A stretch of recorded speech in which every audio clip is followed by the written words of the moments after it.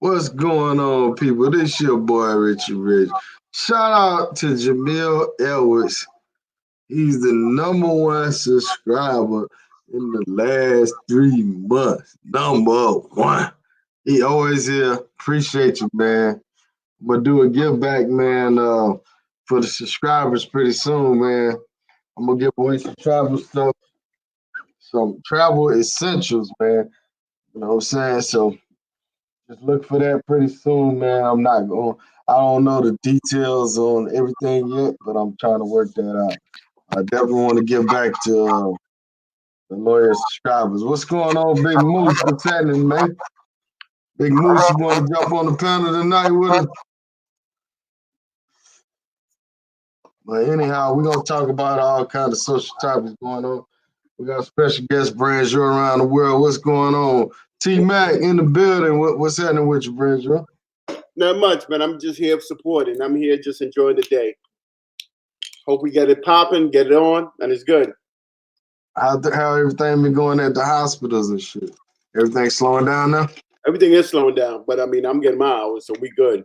But yeah, everything is slowing down. I'm so glad, man. I'm so glad. I hope we get a vaccine soon and everything works out well.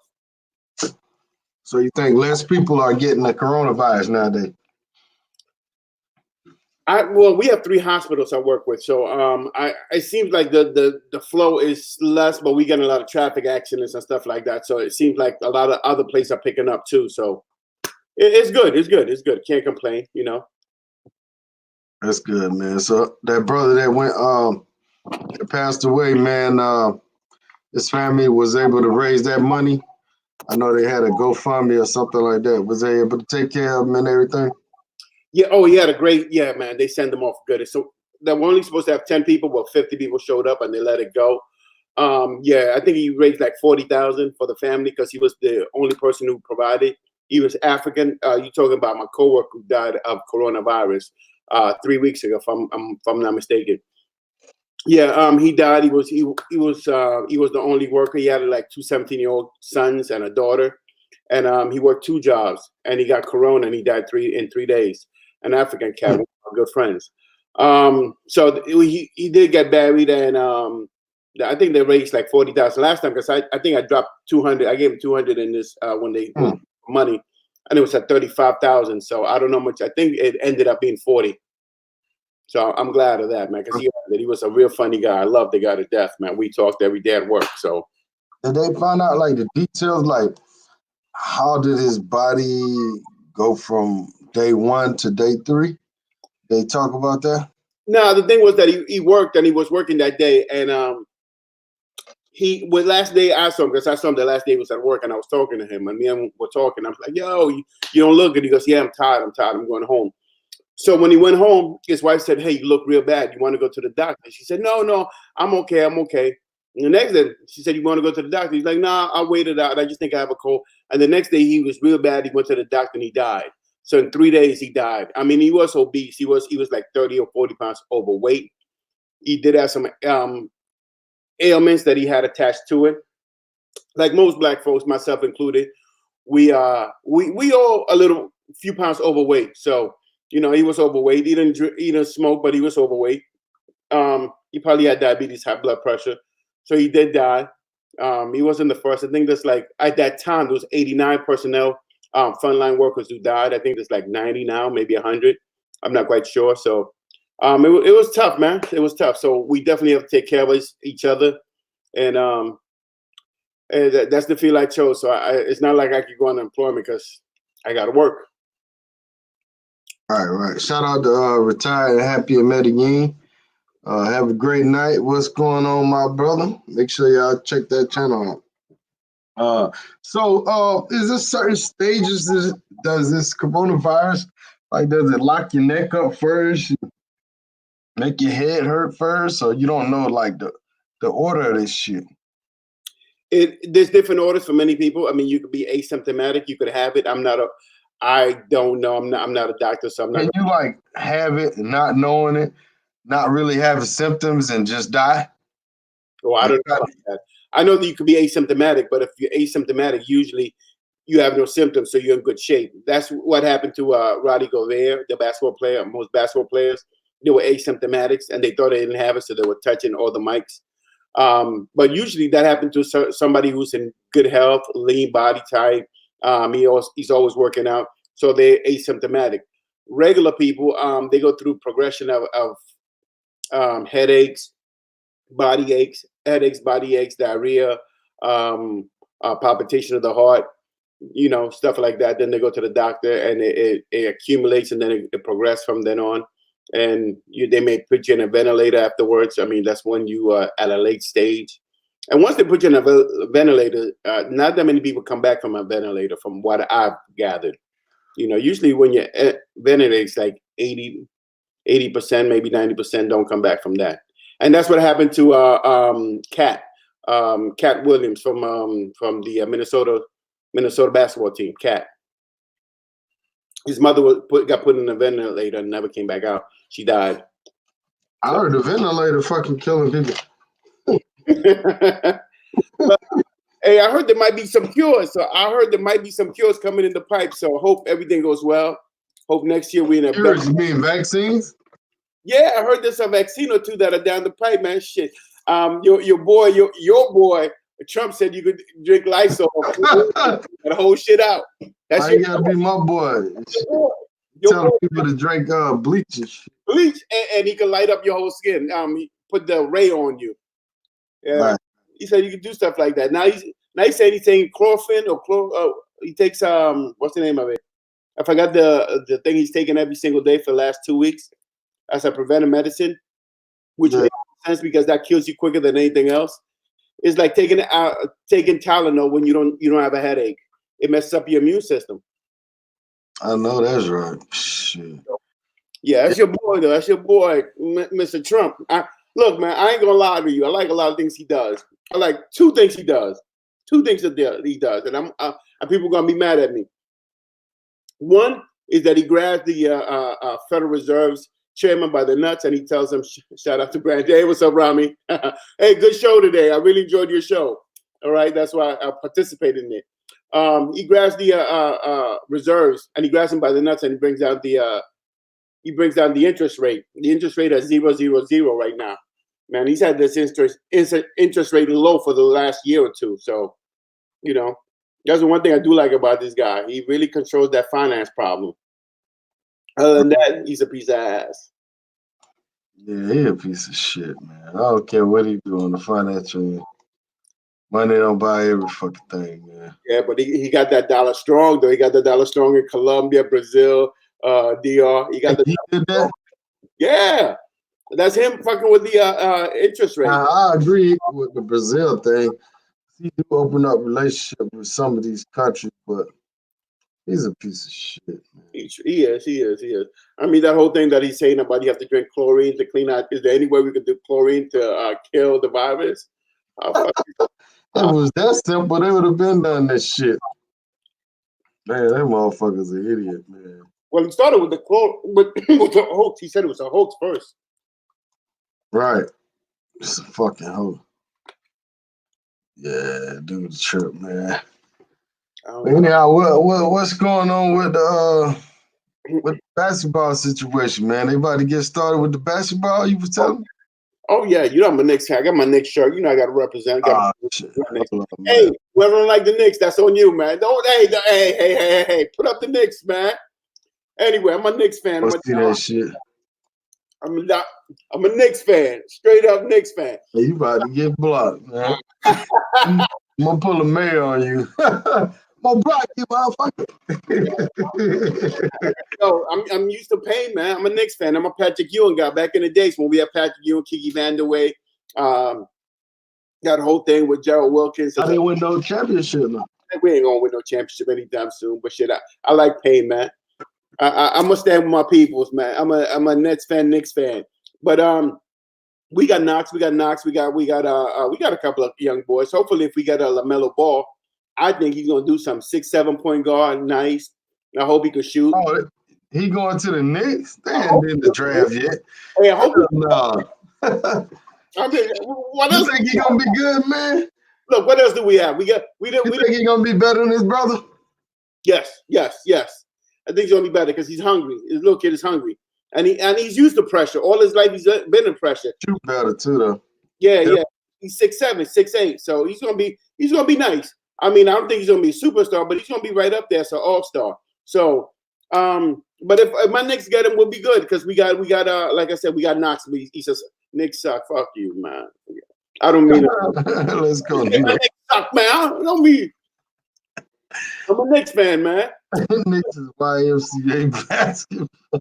Look, we do a lot, but we're coming up, man. We got some prospect if we luck up, we got a couple of people. But again, I'm in like 5 fantasy basketball teams. So I got a fantasy teams, and that's what I do. I love my basketball, so I do a lot of fantasy teams, and I do pretty well. Some of them are gamble, some I don't. I'm the ESPN one. I'm also on the Yahoo one. So we got it in. But the Knicks, I know the Knicks don't got nobody right now. We have no center, no forward, no guards. Hopefully we have your. What happened to the dude y'all drafted, the black brother from a different country? From Toronto? Nah, y'all drafted this dude from like Europe like a few years ago.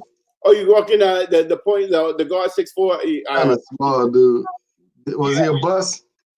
He's okay. He's a bench warmer. He comes off the bench. He never started. He started, but it's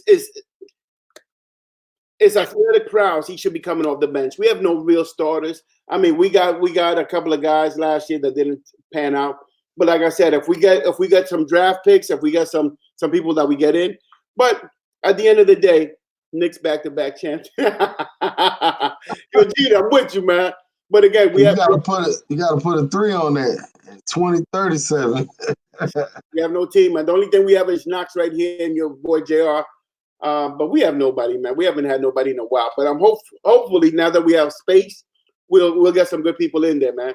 But like I said, if we could get Melo and get a couple of older veteran players, we'd be all right. But you got a lot. Older Tim Watson from Haiti. Philly Don. Philly Don, man. Philly Don. Now, Philly got a good team, man. Philly got a good team. They're talking about trading your point guard. Oh, man, that's a low blow. Knicks, y'all don't even have Spike Lee anymore. Oh, yeah.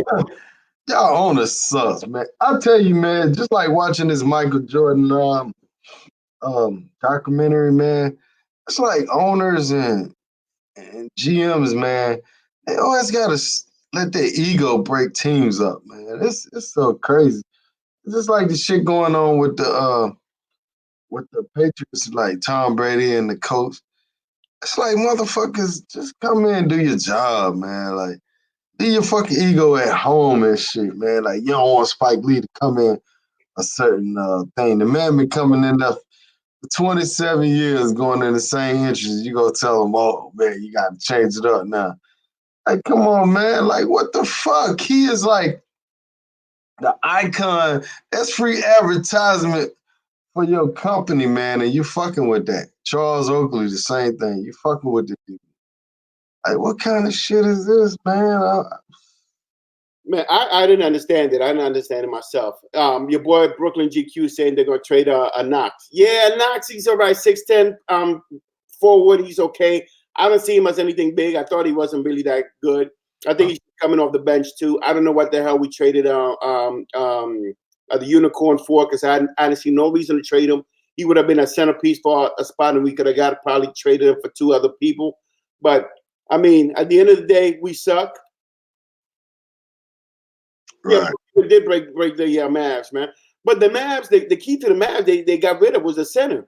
So, that was a Mark Cuban shit that broke him up. But at the end of the day, that team was I forgot the name of the center, man, that they traded, because it was Jaminski. No, it was I forgot the name of the center. I'm looking over here. My roster over here. I got my team and I got my roster real quick. Oh, okay. Well, the Hawks, man, that's my team. The Hawks, baby. Yeah, baby. You know what I'm saying? Yeah, nice little point guard. Yeah, we got Trae Young, you know, hey, what's that dude we got? I don't even know the team. Got all I know is Trae Young got there. We got one other player that's pretty good, man. I forgot the brother's name, man. Power forward. Collins. Yeah, Collins pretty good, yeah. Check your inbox, CJ4. Oh, here we go. There you go. Finally, I got my teams here. Yeah, Mavericks, Hawks. Blah. Yeah. Kid, what up, man? Fuck. I am a Knicks fan. I hate the owner, but fuck Spike and this rich people problem. I had to use the same door as me. Yeah, but Spike is not like you. Let's be real with that. Spike did a thing. Please understand one thing about Spike Lee, and I don't think people understand. Spike Lee created this whole sneaker movement.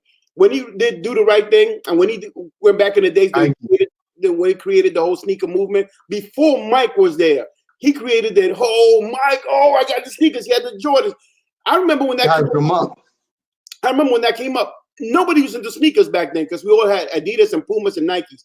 Those are the three things. We had the Adidas shells, we had the Puma with the stripe, and if you were corny, you had the Invaders, and then you have the Adidas or the Nikes. And the Nikes were only the blue ones. You didn't have anything. When Spike came out with that movie, that's when it blew up. And then he came up with, yo, Mike, it gotta be the shoe. It gotta be, everybody was talking about that. That's all we did. Right. It gotta be the shoe.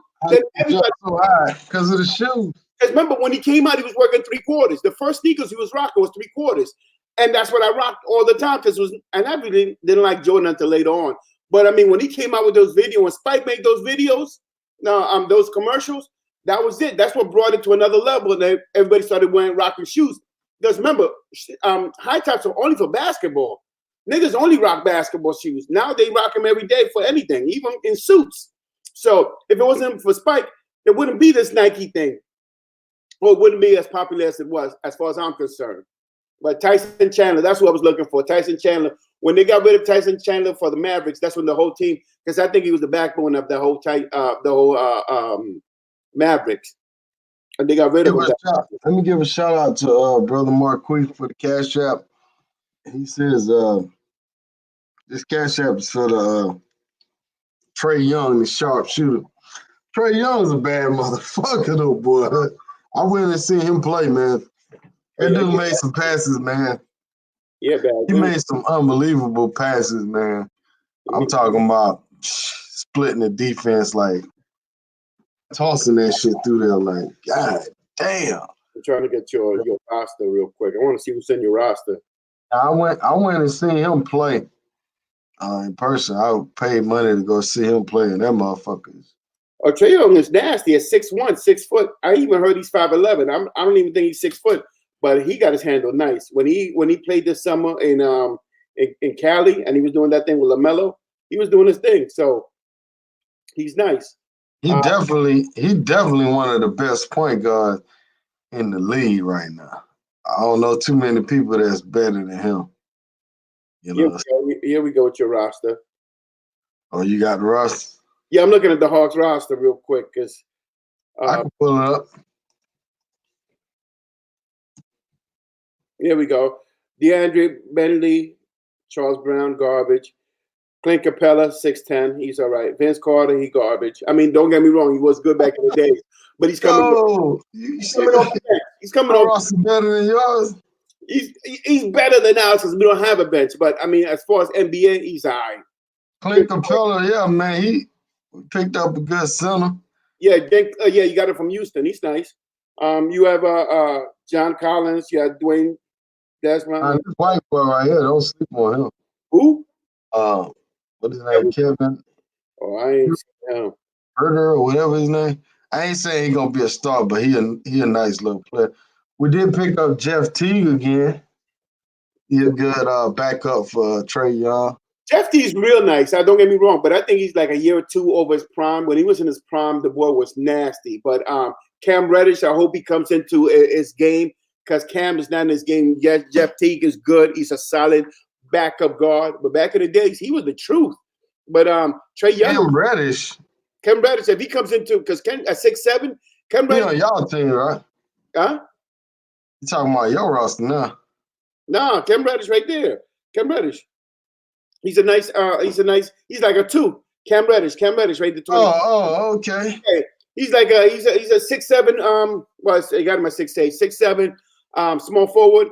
He's nice. If he comes to his zone, he'll be real nice.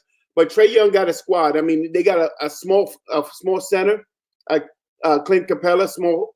He got a small center. I mean, you got a small roster anyway. You only got 3 people in there who ball. Everybody else is. Collins can ball. What you talking about, man? He's all right. He ain't nothing. What do you mean he all right? He one of the up and coming stars in the league, bro.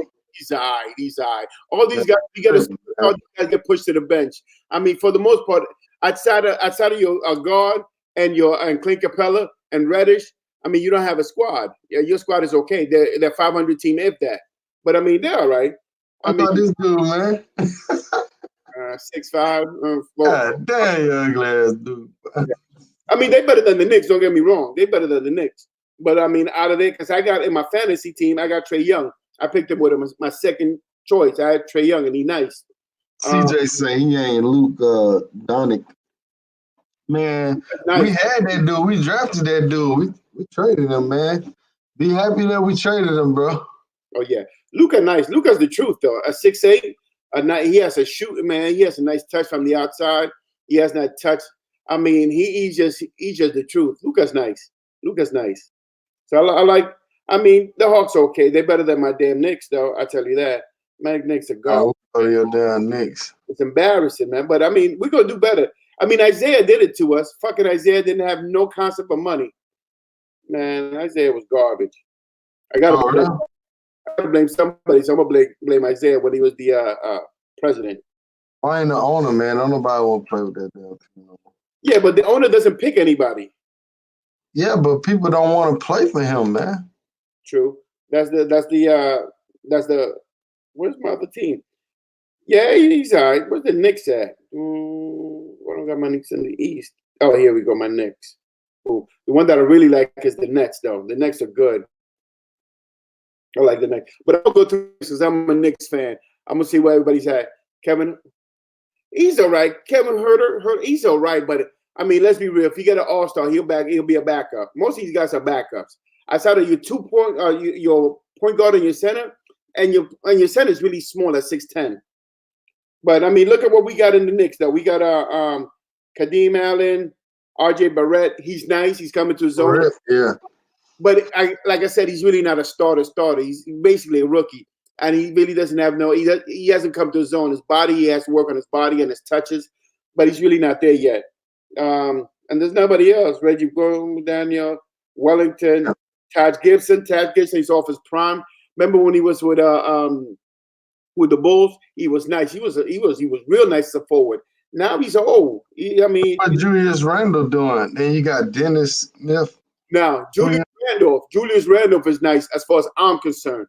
I love Julius Randle. He has a nice touch around the basket. He should have stayed where he was at when he was in I forgot the town he was in where your boy's at right now. The Lakers. No. Lakers. Yeah, when he was in New Orleans, he got to his own. He came into his own. In the Lakers, he was finding himself. He's a solid power forward or small forward. I love Julius Randle. But again, that team is so inadequate that you might trade him just to get another piece. But he should keep him because Julius Randle is the truth. Anybody knows about him. He's nice. That's the only one I would keep out of them. Dennis Smith, I mean, he was nice when he was in Denver, but then he just fell off, and he never recovered after that. If he goes back to what he was 2 years ago, we'll be nice. But Marquise said Collins averaged 20 points, 10 rebounds a game. Now that's balling, man. Yeah, but when you're in a sucky team, that's what you're supposed to do. You put him in a good team, he's coming off the bench. Man, come on. Come on, dude. You did on most teams? You telling me that? Look, when you're in a sucky team, people they're gonna pad the stats because somebody has to score. The starter's not gonna score 50. So who is he scoring on then? Nobody. You got to be scoring on good players. But it doesn't matter. He's coming on. He's playing on a garbage team. That ain't always true, man. Not in my opinion, though. Okay. I mean, you still got to put the ball in the hole. You still got to rebound. You're rebounding against players that's trying to stop you. So, I mean, whether you're on a good team, I get what you're saying, but you still got to put the ball in the hole. Everybody that plays in the NBA was a star in college or was a star in high school. That doesn't mean anything once you get to the NBA. In the NBA, if you're not an elite player, this is how I'm gonna debunk what you're saying. So if you're on the Knicks, you should be getting 20 points and 10 rebounds. Don't matter what player you are. You're on a sorry team. look, when you're in the Knicks, a lot of Saudi players they're gonna pad their stats because that's how they're gonna make the living to go to the next team. Because they know when they go to the next team, they're gonna be riding the bench because they suck. But when you're in a bad team, you're gonna get points because you're gonna get points. You're gonna get 80, 90. The team's gonna make 80, 90, even 100 points. The starter's not gonna make 50 points, so it's gonna be shared around because you have a sucky team, so you're gonna get your points. But that doesn't mean anything. It's just it's garbage points. It's garbage points. Look at their stats. It don't. But if they go, let's say they go to the Lakers, they're coming off the bench. He could be better on a good team. No, they'll be the 8th or 9th or 10th man off the bench because they're garbage. They just Collins the truth though, man. He's the truth. Okay. You put him on the Lakers. Where would he be? Shit, he'll probably make that starting lineup. Oh, stop it, man! Stop. He's not making it. What position he plays? He plays forward. Is he gonna play over LeBron? Nah, you put him at power forward to put LeBron as AD? He's gonna play over AD because AD is the power forward. Who? AD? Yeah, AD is the power forward. You move AD to center. Who the center is? No. He doesn't want to play center. He wants to play power forward. He's the power forward. You're not gonna put him over that, and he's gonna be coming off the bench. You put Collins at center. He played center for the Hawks too. No. You have two centers there. But let's say Kuzma comes off the bench, right? You're not gonna put him in front of Kuzma. Kuzma, yeah, but he plays guard, don't he? No, Kuzma's 6'10" forward. Power forward. All right. So he's off the bench. He's way in the bench. He won't even get no garbage time. So what I'm saying is, man, you tripping, man. I'm telling you, make it seem like this man the scrub. This man can play that center too. He was playing center. You're playing a garbage team. Why you think they went and got Click? But he's 6'10". He's a power forward. He's a power. They had him playing that center though. He can play that shit, bro. In Houston. But when you put him with a real center, well, he's good though. He'll give you some points. He's a quality player. I mean, I get what you're saying with the Lakers. Yeah, he's gonna have to find his way. But the dude can ball though, man. Oh, Celtics are nice, man. BJ, Celtics are nice. That's my team I'm going to. I like the Nets. I like the Celtics. Celtics are real nice, man. We're gonna pull up the Celtics. The Celtics got it going on. They ain't no joke. Y'all trying to get to history in here. Well, yeah. Celtics. Where's the Celtics? Celtics got a good team, man. They got Taco. Yo, Taco 7'5", but he man, Jaylen Brown is coming to his own at the end of the year, man. He was coming on real strong. I'm telling you, once they got rid of Kyrie, your boy Jalen Rose came on strong. Javonte Green, Taco comes at the end. Hold up, bring it back, pull it up. Walker. Yeah, no, and Cantor's coming as a center at 7 foot, and you have Hayward Gordon playing real nice, man. So you got a trio in the backcourt that is nice as hell for the Celtics. Celtics got a good team, man. They got a strong team. And what the hell is Mark Smart still doing? He doing something? He's coming out of the bench. No, Smart is good, but I think they really need a point guard, man, because I don't see them with a good – oh, Kemba Walker. I'm sorry. Kemba Walker is the truth. Kemba Walker is real nice, but they need a backup point guard because I don't see anything outside of them. They got they put Jason Tatum as the 3, and Jason Tatum is nice. He's about to be a superstar. Jason Tatum, Gordon is taking a step back. He used to be almost like at the level of superstar, but he's not. But they got a good team, man. They still need another backup center and a point guard. But your boys, the Celtics are nice as hell. I love the Celtics. They're grimy and they're gritty. Smart gives them some grit. But I don't see them ever winning that division, though. I don't care what they say. They're not winning that because I think Toronto's a little too strong. Even though they got championship pedigree now, Toronto's way too strong. I say 76ers are stronger than they are. In my opinion, 76ers are strong. You have Toronto. And even it may sound weird, but the Heat are coming on real strong, too. The Heat are nasty.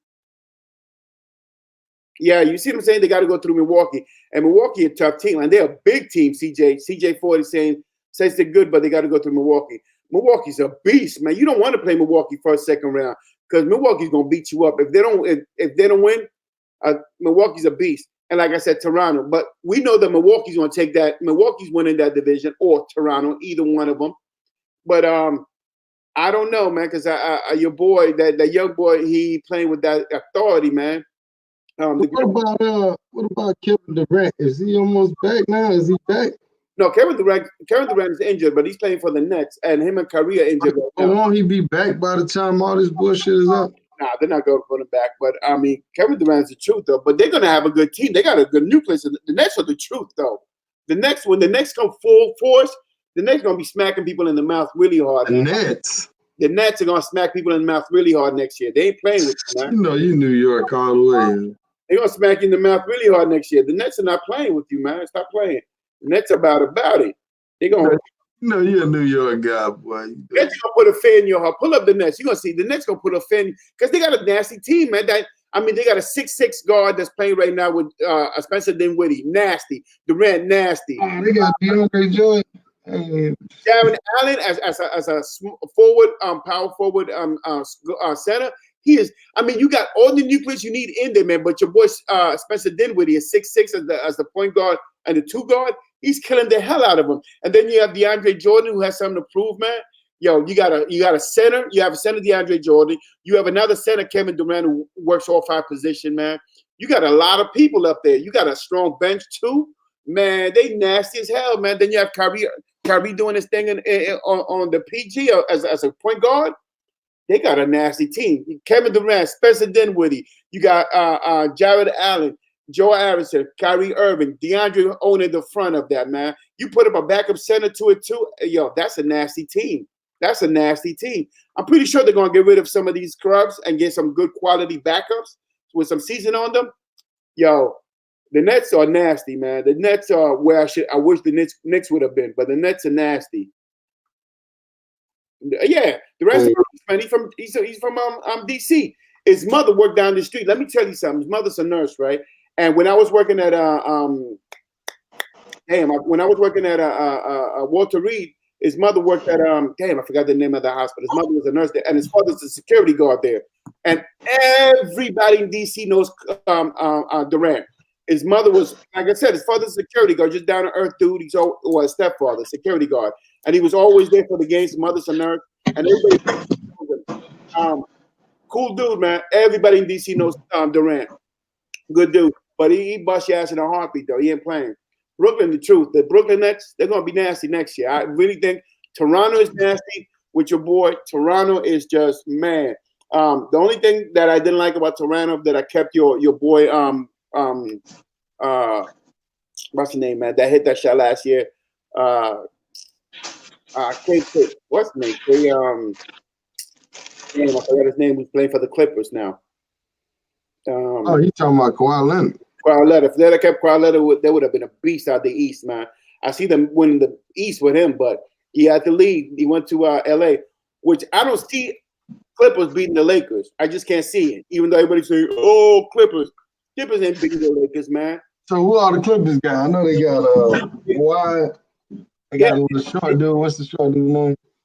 No, they got a beast. They got damn. Let me see the roster real quick. Pull them up real quick. Oh, you gonna pull them up?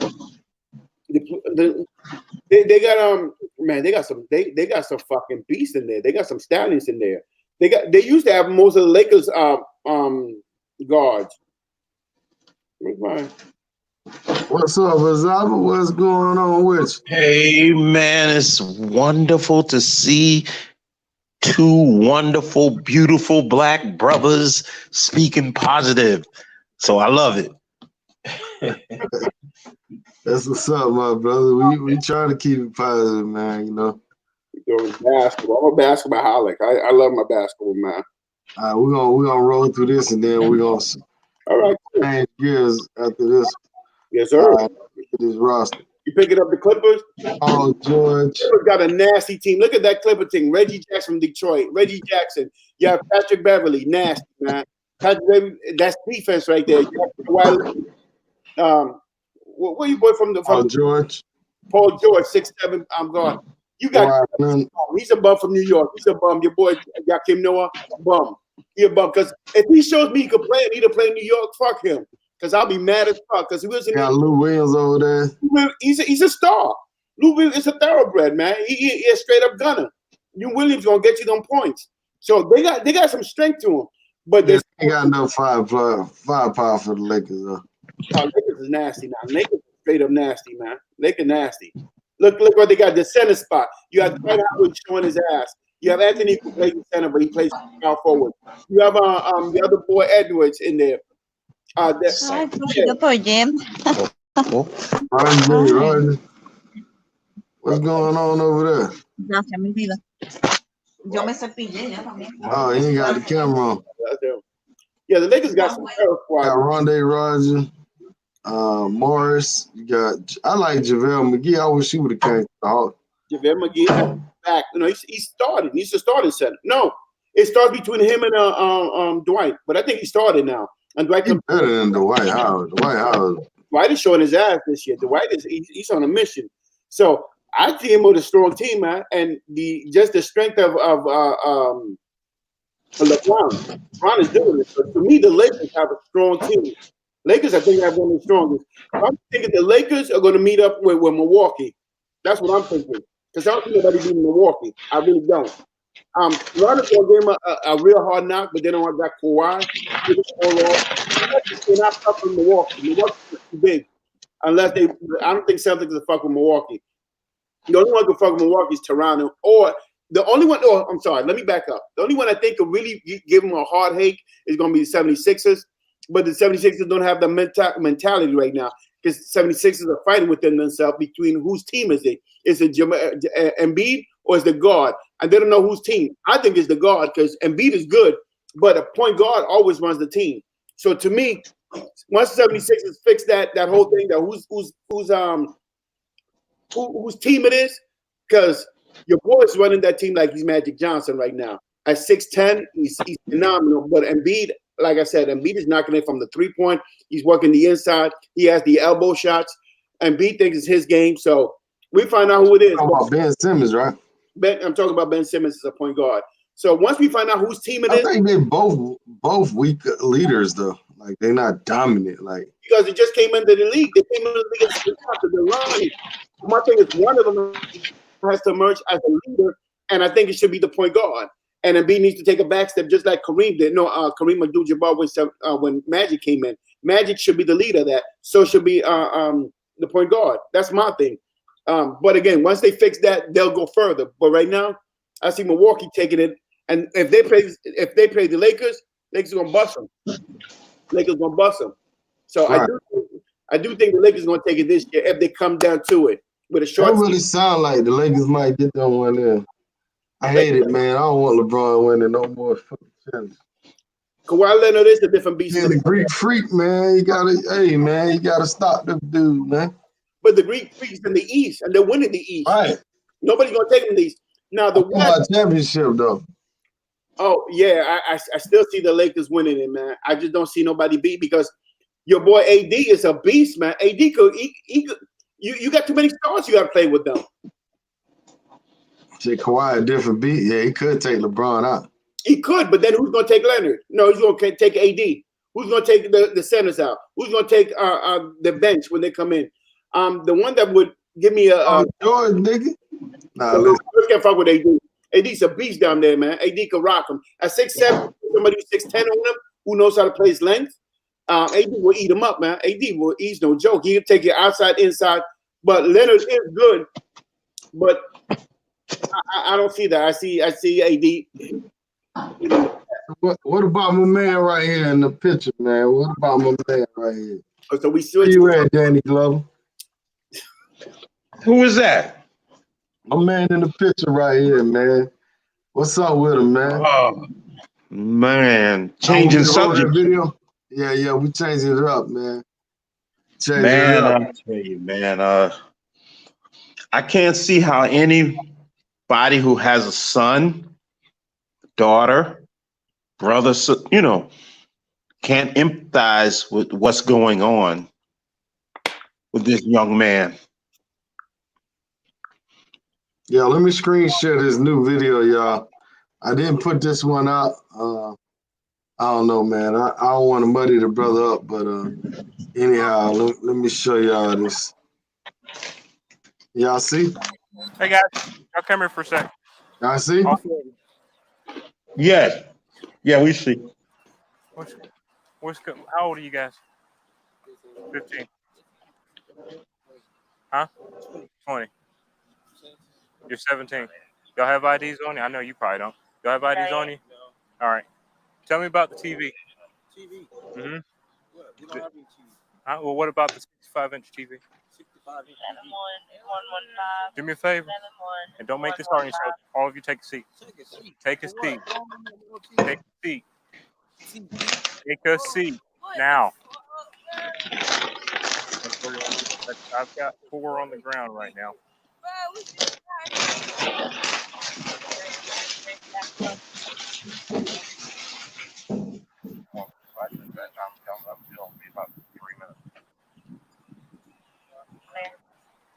I've got a unit with the college out here with me.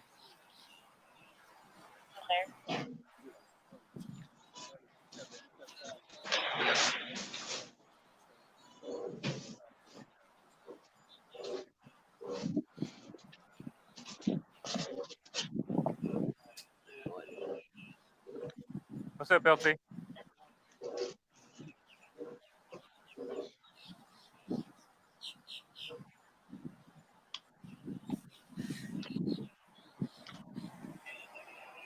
All right. So it's that one right there with the fur jacket. Okay. Yeah. Okay. He's old enough. He's 20. The other, he's 17. These 2 are 15. They were inside the store though. Yeah.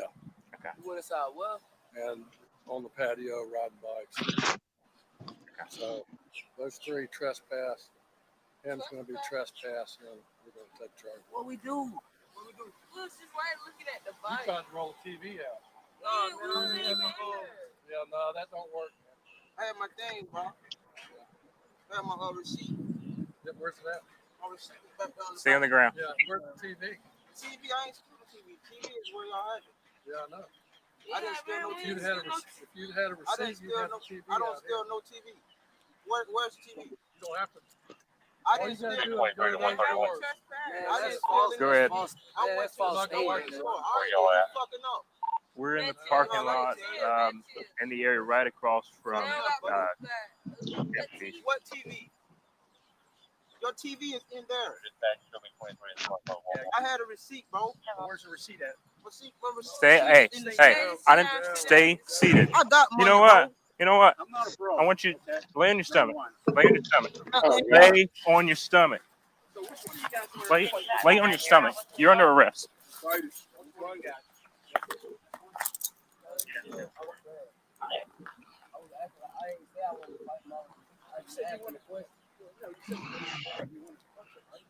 Focus.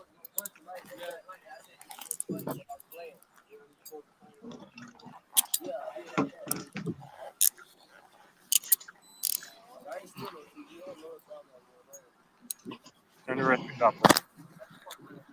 Yeah, you have the right to. You have the right to remain silent. Anything you say can be used against you in a court of law. You have the right to speak to an attorney and have an attorney present during any question. If any time you can't afford an attorney, won't be provided for your government expense. Knowing and understanding your rights, as I've explained them to you, are you willing to answer any questions without attorney present? Answer that very wisely. Yes or no? Stand up. Roll over. Standing up. Come on. Stand up.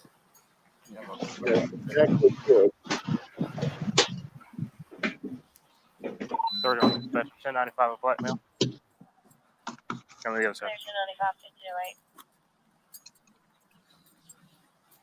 Face the car. Spread your feet. Spread your feet.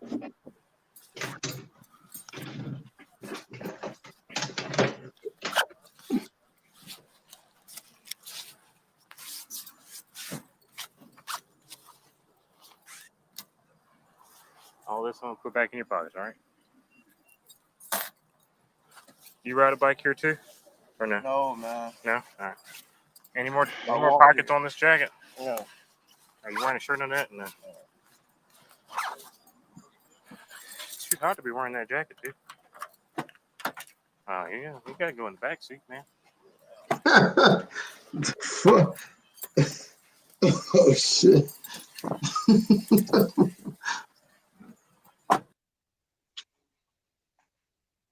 All right, man. See, this is what I'm saying, man. The police, they try to get a records of all the brothers, get coverage on everybody, man. Whatever they can arrest you for, man, That's what they gonna do, man. I don't see no TV, man. Did he roll the fucking TV out? I don't see no TV. Zab, I know you got something to say. Go ahead, man. Yeah, man. If you really have been a young black guy and you've lived in America, you've seen or experienced things like this. You know, we've all had our experiences. And I'm not going to comment on whether they stole a TV or haven't stolen, because we don't know yet. But the bigger issue is, of how this young man was murdered, basically. But yet we're seeing all this young man's history.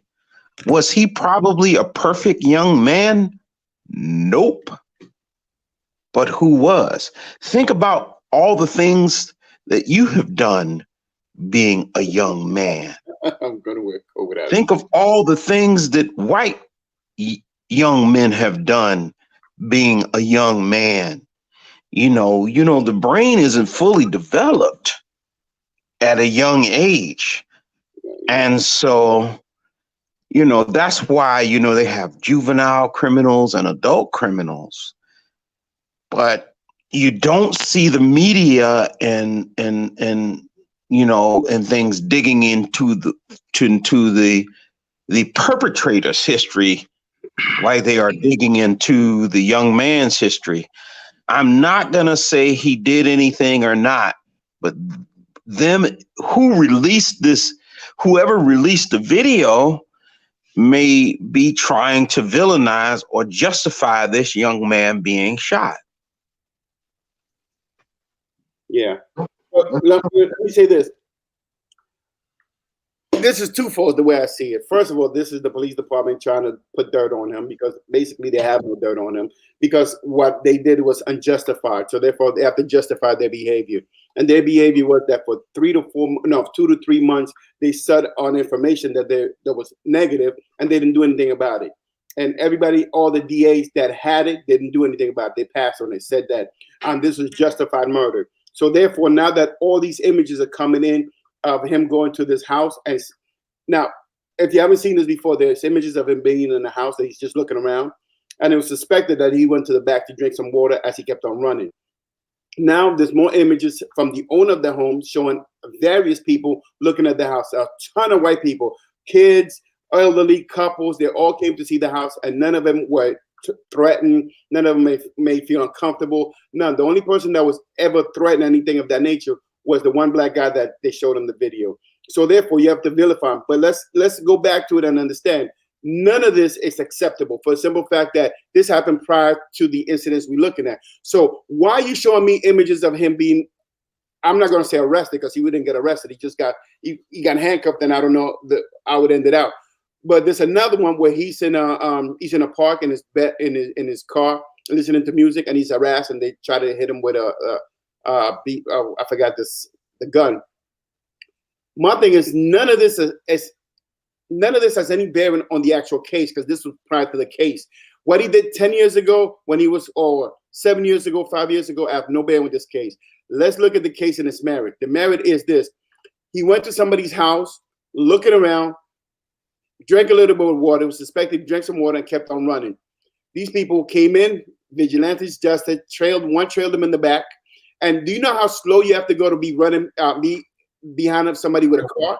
Because if you run, you can never run more than a car could drive. So you know how slow that person has to go behind them, that you have to see him behind them, actually chasing them. Because if the guy's going real slow chasing you behind him, you're going to know the guy's behind you.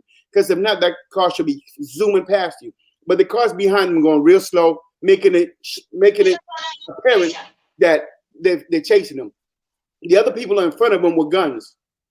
There's no justification for you taking the law into your own hand. And then you, not only did you take the law into your hand, but you shot the young man, left him there to die. And then upon him dying, you had the balls to go to the DA and say, well, it it was justified murder. We killed this nigga, but it was justified murder because he came at us. He came at us. He stole and he came at us. 1, it wasn't your property. 2, you have no right to detain him. And 3, you have no right to shoot him. So you're not standing in the right, but what you got to do, you got to look at, you're going to throw up all the stuff you have in the back. Let's throw it all at him. Let's start. Hey, let's look at stuff that he did when he was 6 years old. He might have judge him for his whole life. You know, he might have thrown candy. What does that have to do with this event? Nothing. But if we could blur the image, because like I told you before, and that was another panel, and I said it, white people just want a reason to let this guy go free. They just want a reason. You see, he looked like a bad guy. And truth be told, who the hell wears a jacket in the summer without a shirt? That's crazy. Well, I think speaking to the video. Go ahead. Shout out real quick. Jonathan, shout out to Jonathan for support, man. He said, why these videos coming out now? These videos have nothing to do with him getting killed. Absolutely. Shout out to you, brother. Appreciate that. Go ahead, you know what though, Richie, man? What has to do with him wearing a jacket in the summer? He's young, just like we were young and stupid. Just like we were young and made mistakes. That's what it has to do with.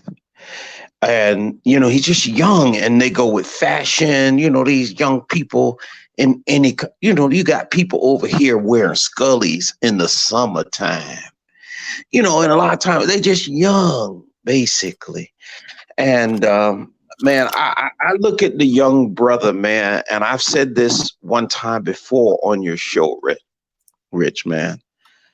Yeah, I was raised up in Savannah, Georgia, man. I might have been like, you know, I was playing football, but I was working at the same time. And, you know, when you're young, you got all this energy. I was running and it was next to the projects.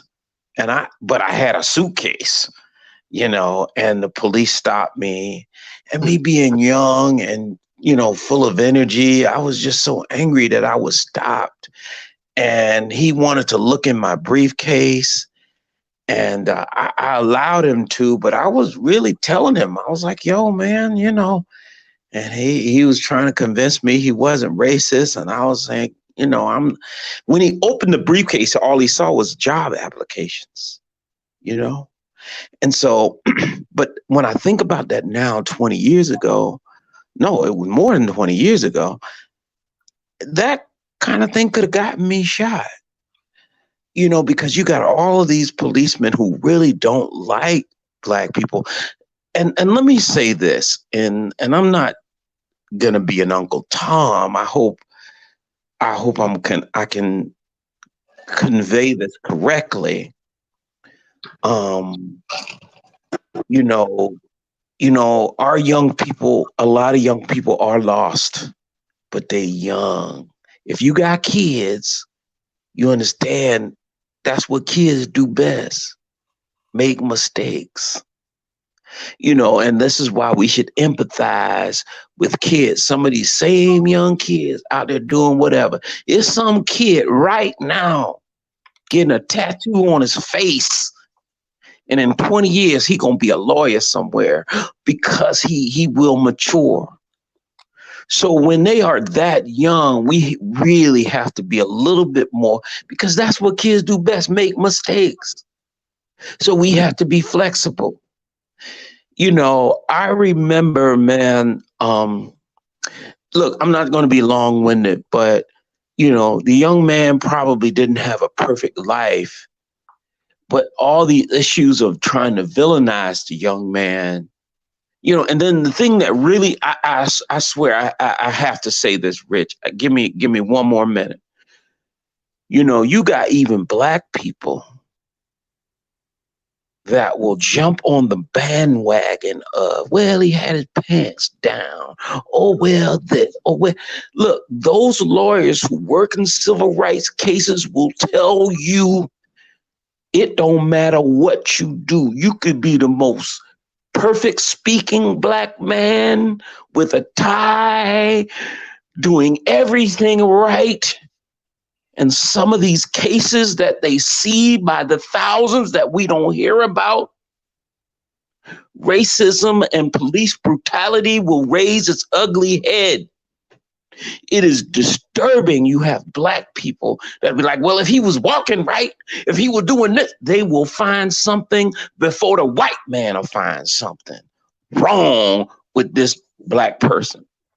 There was a Black man that was shot with his hands in the air, but yet you still had Black people going, well, he shouldn't have shake a little bit. He shouldn't have moved a little bit. They worse. They like Clarence Thomas. They worse than the white people. Right. So I'm just saying, that's my little spill on all that, man. Okay. Man, I agree, man. Like I say, man, they try to get brothers for anything out here, man. You know, when you young, they used to take your pictures and stuff and do all. They just want a track record on every Black man. But hey, I'm not gonna forgive him for the jacket with the shorts. That's woo with jacket with no shirt, black jacket. Wait, where are you from? Where are you from? Where are you from? But hold up. That's just funny to me. I ain't saying it's wrong. It's just funny. You can get on the internet and look at a lot of young people doing stupid stuff and got their hair with colors and you know what I'm saying? That's just a part of being young. I know, but it's funny to me that he's wearing a thick jacket without a shirt. I would be sweaty and it sticks to me, and he has shorts on. It's just. But whatever city you're in, you got these young people wearing Scullies, man. No. And I say the same thing. You know, I be like, why? It's summertime. Why they wearing Scullies? You know, you rarely gonna find like a 50-year-old dude doing that, but they young. You know. Jackson, you saying I'm long-winded? Come on now. But I think he just liked the feel of the inside of the jacket on his skin. I mean, that could be the case because in the other video he wore the jacket too early in the morning, no shirt. You know that. Yeah, that's a non-issue. Yeah, that's a non-issue, man. That ain't really important to this guy being murdered. Yeah, we just talking about it. Because I don't think we have the right to accuse him of anything. Even they showing all of this other stuff that we have no right to even be, because we shouldn't even see this. But what I'm saying is, just in a fashion sense, it's just funny as fashion sense to wear a jacket with shorts with no shirt. That just is funny as hell to me. But that's just my personally warped sense of humor. I thought. But what I'm getting at is wherever you go, and you have a small accent, you can see just as worse. With young people. I get it. My brother used to do that all the time. You know, I mean, the biggest thing is he's just young, and sometimes just how they dress, man. Look, the pants down. I'll be the first to say that I'm from a different era with the tattoos and the pants down. I actually have a little disdain for it. But I'm real kind of careful to, villainize a person for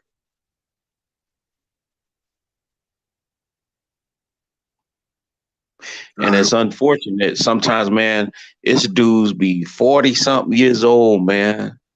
And I be saying to myself, how can a 40-something-year-old man have his pants down? Like, and then sometimes some of these young people, they don't even have clean underwear and they'll still wear their pants down.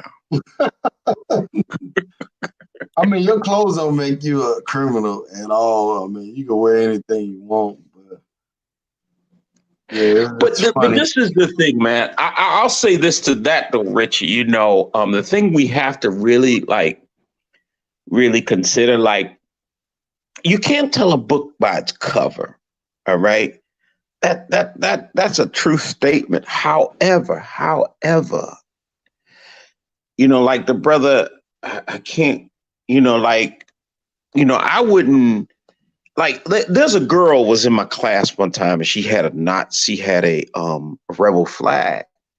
And she was like, me, Mr. K, I love everybody. She was trying to convince me that by her wearing a Confederate flag on her shirt didn't mean that she was racist or had anything against black people. And I pulled her to the side and I said, but what's going on though is there's a whole bunch of people in the world who will see that and associate, because the racist people do that. You know, like the brother has dreads, right? And somebody could say most of the ignorant people got their hair either standing on their head or dreads. And some people may say, well, I don't want to be associated with that, so I ain't gonna wear my pants down. I'm not gonna have dreads, because trust me, go to prison and you know, there is a correlation between you will see more men who have less education who will have their hair standing on top of their head versus a clean cut. Okay, so, you know, we have to think about all those things. And I don't know if that made any sense to the young girl, you know, but I think I had a point, because, you know, pretty much that's the racist flag. You know what I'm saying? It's like a pit bull. It's like the ignorant person's dog. You got more ignorant people with, you know, that will have certain behaviors. And then, you know, you got some young men to be like, man, I don't even want to be associated with that. So I ain't going to even sport that. You know, so I get all of that. Right. Yeah, I mean, you know, we gotta hold up a certain image too, man. Like, I tell my oldest son, but I better not see you ever see you with your ass hanging out your pants. I don't play that shit, but he ain't that type of dude. He wear regular pants, but I know it's a lot of fathers out there that, and like I saw this white dude today, man. He had his daughter with him in the grocery store. His daughter had to have been about 13, 14 years old. Yo, man, her shorts was she had them jeans cut off short. That shit was all up her ass, man. I was like, how as a father can you let your kid out the house like that? How can you allow that shit, man? I mean, Zaba, I know you got daughters and shit. How, would you allow your kid out the house like that at that age? No, man, you know, but what happens, and I talked about this on a video I put on the internet today, the powerlessness, powerlessness, is that right? Yeah, that'll work. The powerlessness of many fathers, you know, they'll because they don't want to lose their children, because they don't want to lose their home. You want to see a beat down, man?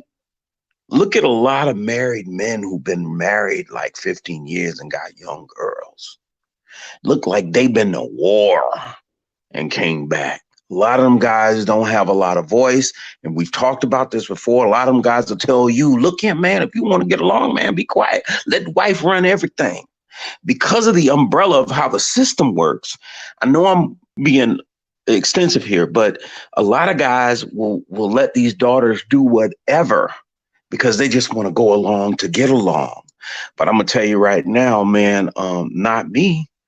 You know, if it is the cost of losing my entire family and my entire house, there are certain things that I just wouldn't allow. But I'm thinking that's one of the reasons why guys allow it, is all I'm trying to say, because of the dynamics that goes on with him losing everything.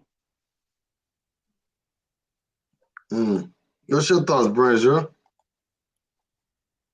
I was listening. I was just here. Teaching my food roll tape. I did clothes really. I mean, I just commented on his clothes because it was funny, the fashion sense, the way a Jack with no shirt and shorts in the summer. It just struck me out. That really doesn't say anything about him. I think looking at the video now, I do think he had an edge to him, but that has no bearing on the case whatsoever. The case standing on its own. Again, I go back to the case. It's about a young man leaving a house that he did not do anything wrong and being assaulted or stopped by two men with guns for no reason when they have no authority to apprehend or hold them. They're not police officers. They're not security guards. They're not even neighborhood watchmen. So why are you bothering him? So that's the only thing I have to say about that. It's just they have nothing to hold them. So therefore, the government is coming, or the police officer or the DA is throwing out all these images just to dirty the water, muddy the water. And you know, on top of that too, man, we think about this case, you know, and cases that become national, man.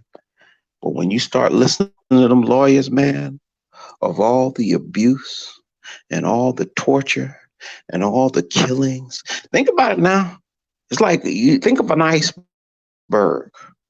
We ain't seeing but 1% of these police terrorists and these and people and our people who are getting killed. We don't see the most of it. You know, when you hear about all the cases that goes on, you know, because we don't, you know, it's kind of, it touches my heart.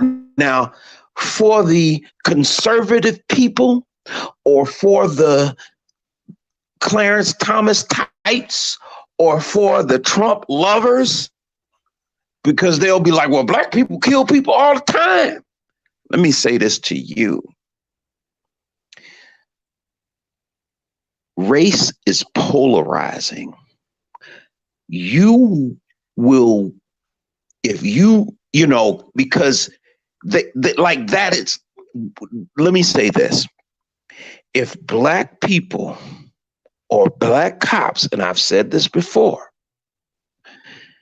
a friend of mine who's been a policeman for a long time, he said, man, can you think of any time? Now, he is in law enforcement. And he said, there just ain't no cases that I can ever think of in my almost 20-year career where black cops are shooting white people in the back. Right. And so for all of those people who try to bring up the issue of y'all only are focused on when, look, man, kill white folks and see how much white folks will be vigilantes and go into black people's houses and pull them out. Race is polarizing. It is if black people kill white folks, had a history of killing white folks, man, there'd be a civil war in here. Black people have been patient. Black people have been kind in the way that they've had a history of killing. We don't have a history of killing them. And this is why when you see a white man shoot a black man down, not only that, Rich, you have the other issue of white people ain't getting punished when they kill black people. Most of the time when black person kill a black person, they at least go to jail. You have that variable. That sickness of white supremacy has invaded a lot of the mentality of the black conservatives. And I'm going to say this, that is so bad. This is how deep. I don't try to use the word racism. I think I've said that many times. It is so deep. A black man wanted to commit suicide. So what he said was, let me go out and kill some white folks, and then they'll kill me. He didn't say, I'm going to go kill black folks. Boy, these black conservatives, man, they'll jump on the bandwagon. How he was dressed, what he was doing, if he'd have just walked right, talk right. The thousands, and you look at some of the cases, the black people who have been doing everything right, dressing right, talking right, doing everything right, still got killed. There just isn't even when you look at homicides, by far, Rich, white people generally kill white people. By far, Rich, black people generally kill black people. Right. But white people would lose their freaking minds if we were killing them from a law enforcement stance like they're killing us. I'm going to go ahead and say it. F you, black conservatives, and have no empathy for black people. I don't want you to be my friend. Wow. If you don't have empathy, and love for black people, because trust me, man, I don't want to see no young black man or no person abuse white folks. But let me say this, man, I know I'm on a rant. The silence of these white folks when they kill us is just like Martin Luther King talked about. They're just as guilty. White folks silent than a mug. All these white folks look, man, you got black people on Facebook. They scared to post anything because they worried about how they white friends gonna respond. They don't support you anyway. Don't worry about them. Right. If you don't have my back as a black person, whether you're black or white, the hell with you. Trying to appease white people will not save you and doesn't do you any good. So my daddy told me something a long time, man. It's just better to be yourself. It's always going to be haters. But if ain't nobody got love for black people, then I ain't got no love for them. You love me, I love you. It works. It's reciprocal. No, that's right, brother. Switching lanes a little bit, man. So, Brazier, man, what you think about the travel thing, man? I heard Colombia, they're gonna be shut down for several months. They talking like DR gonna be open back in June, and I'm thinking DR gonna be the first country brothers gonna be able to travel to. What's your thoughts, my man? I went to the travel page for DR. They said there was something in May 30 to the 1st. They might be open. The United States has their travel advisory for that country. Also try to go travel advisory for Colombia because that's the only thing you go. You go to the embassy. If you go to the embassy website, they'll give you the days that could be open. They said that JetBlue is the only carrier right now that's taking people to DR. That's in the U.S. Embassy. That's where I looked it up at. I was trying to do some business in Colombia, like Rich. I was trying to do some business in Colombia by something out there, and I'm not able to because the airplane is not going to Colombia. And I don't think they're going anytime soon.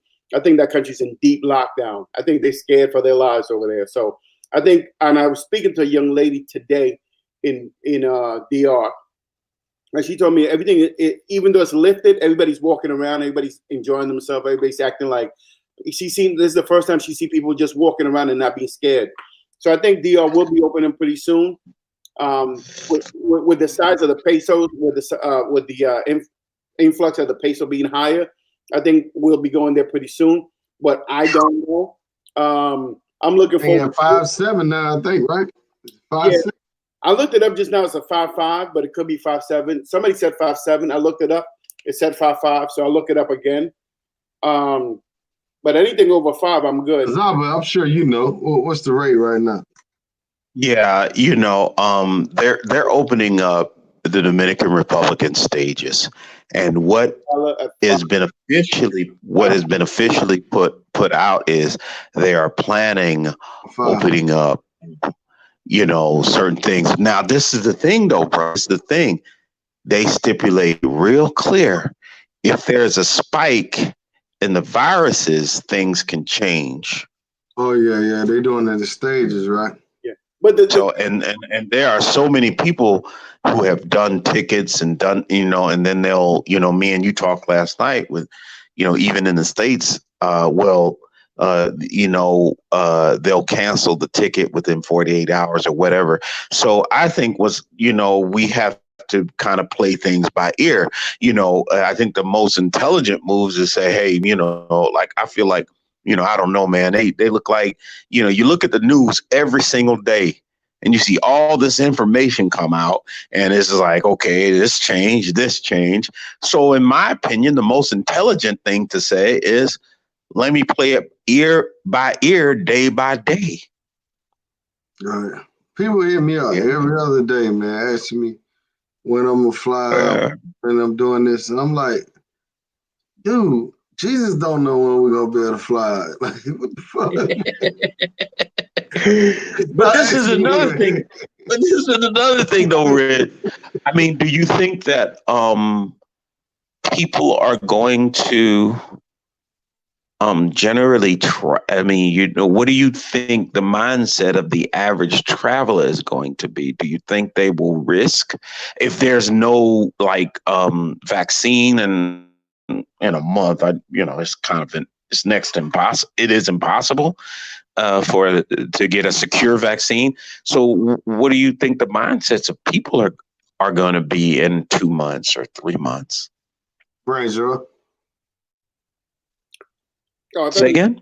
No, my thing, I the same thing like Quinta Fox or somebody, T-Mac B said, no flight until we're vaccinated. I've said that the whole time. Valchi, if I'm saying it right, he said that it'll take a year to 18 months for us to be fully vaccinated. They're working on some vaccine right now. Some people said they want to go. I am to the mindset because my mind has changed. My whole way of thinking has changed lately because I'm looking at money. Okay. Let me. Can I just be honest? Because we talking. It's all three men and a whole bunch of people on the panel. I like looking at things for what they are, and what they are right now is the whole world is going down because the fluctuation of the money's not moving, money's stagnant, and there's a whole bunch of businesses that have. So I'm looking at the market, and how much money could be made. So I'm thinking. We're so used to going to these countries, spend $2,000, $3,000, $4,000. Why not use that $3,000, $4,000, $5,000 and invest it in the market right now? Because the market is at the weakest point, and this the point that's going to make so many black millionaires if we start playing the market right. If you start looking at like IBM, AT&T, start looking at some United Airlines, start looking at something that you can put in your portfolio for your money, you can make a lot of money. So my mind is not really set, even though I started last month. And then I went into real estate. I was going to buy some condos, and last month I was ready to buy some condos in Colombia, and now my mindset has changed because I see so many wealthy people right now, and this is the prime time for us to make wealth. So my mind is not set up and going to any country right now. My thing is just getting as stocks as I can, options and stocks, and getting my money right. Because the one thing people respect in all these countries is money. And the one thing that differentiates us black people from their local is money.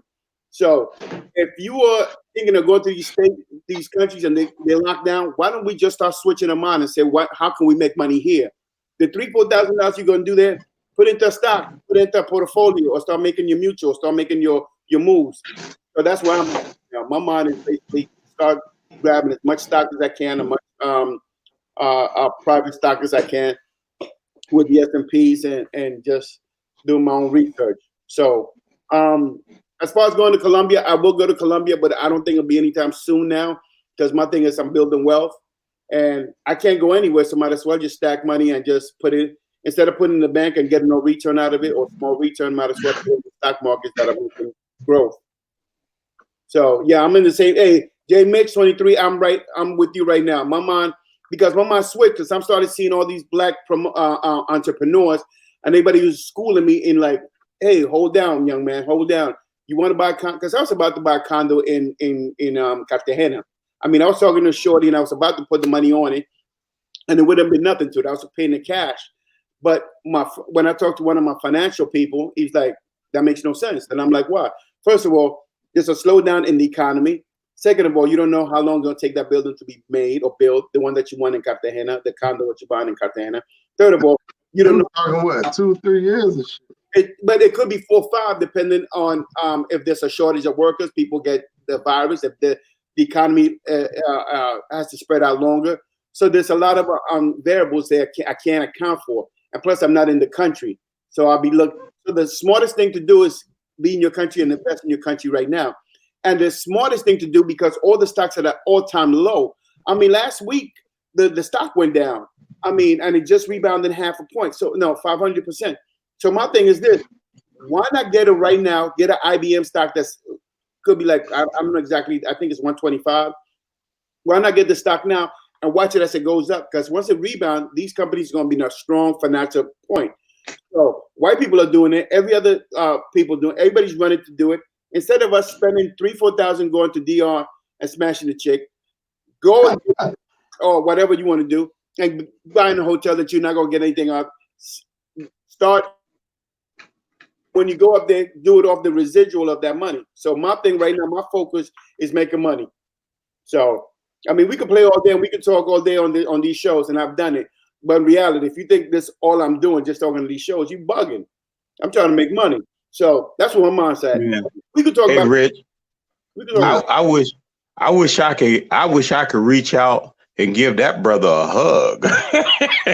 He is definitely speaking volumes, man. I mean, and it's really cool, man, to hear such positive energy coming from the brother, man. I mean, like, I've been talking like that for years, and you know, you don't want to offend people, but Branjor, man, you I'm giving you an applause for what you just said, man, because I've always said, you know, look at the amount of money that comes into this country is incredible amongst African Americans. And I would say, man, look at them Chinese cats, man.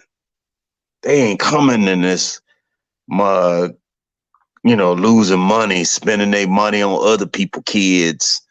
You know, that's my famous saying, spending their money on these. They don't, you know, they don't take care of their kids, but they paying their other people's kids college education.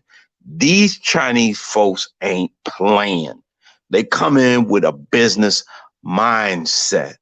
And I will not be negative.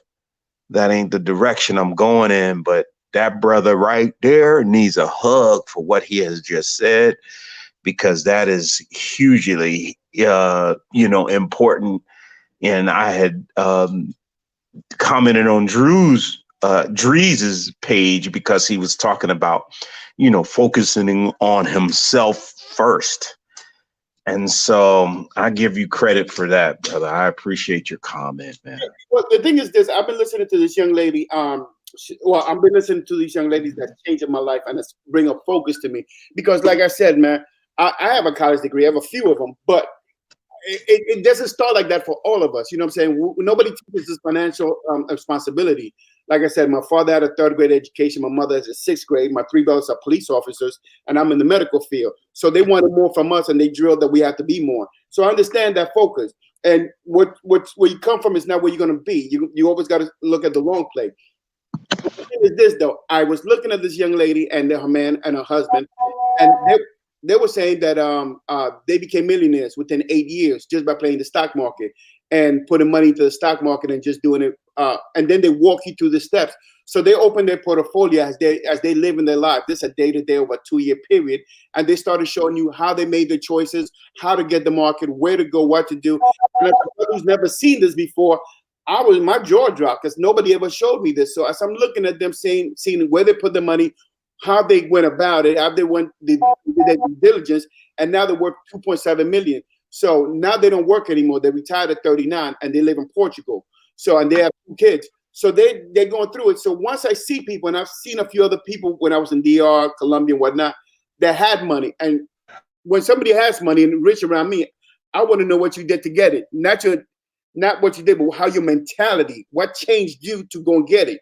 And once I see that, I'm like, okay, let me go and get it.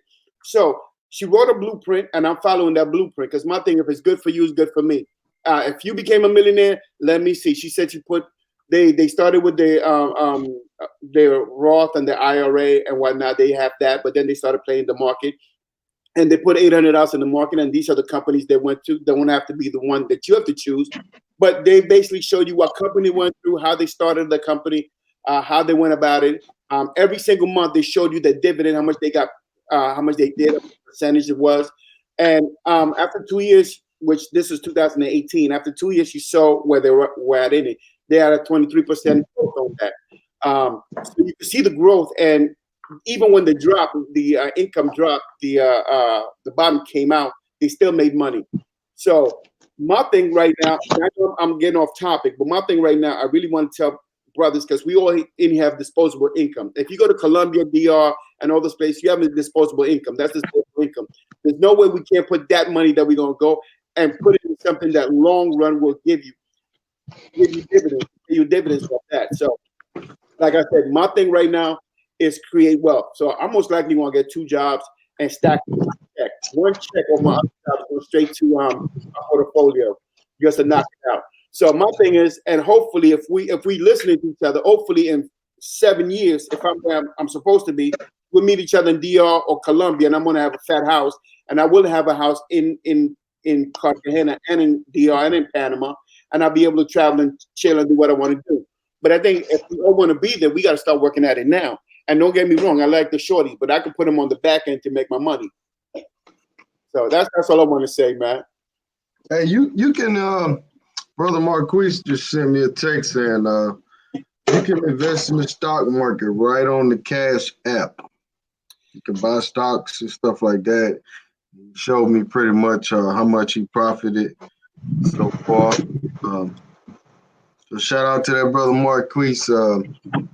Y'all check that out, man. It's simple to invest in different things, man. It's not as complicated as you guys think. Just a few clicks away. But shout out to Brian for the Cash App donation. Appreciate that, bro. I don't know if you're still in here or whatever, but because I've noticed there's 2 kinds of people that travel. There's the brothers that are working day to day, and there's nothing wrong with that. There's brothers working day to day, and the brothers that are making money, and brothers that are making money while they're on vacation. There's 2 people that are traveling. The people that are saving all the money to go there and blow all of their money and come back broke. And there's the people that are there to get the money while they're there, and they're building their houses, they're creating stuff, and having a good time and showing you guys around and telling you to hang out with them or sending or their apartments or whatnot. So there's 2 mentalities. There's the sheep and the sheep herder. I mean, if you want a sheep into their apartment and have a good time with the girls, that's fine. But there's no stability in that because you can't do it every single year while you have nothing in the bank. So we have to have fiscal. We got to be fiscally responsible and say, hey, look, man, there got to be something behind this. We got to have $2 or we got to have $800,000. So when I come out here, I'm balling on just off my residual of these money. So I'm basically going on a vacation for free. So that's what I want to say, man, because it's cool to talk about. But why do you, man? I swear, man, I'm telling you, man, you what you're talking about is so important, and I agree with you 1,000,000%.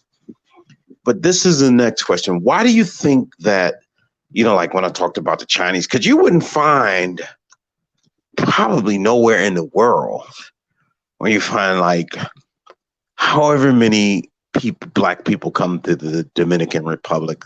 Let's say if it's 3 million per year or whatever the number is, you wouldn't find that many Chinese people or Japanese men coming to the country and not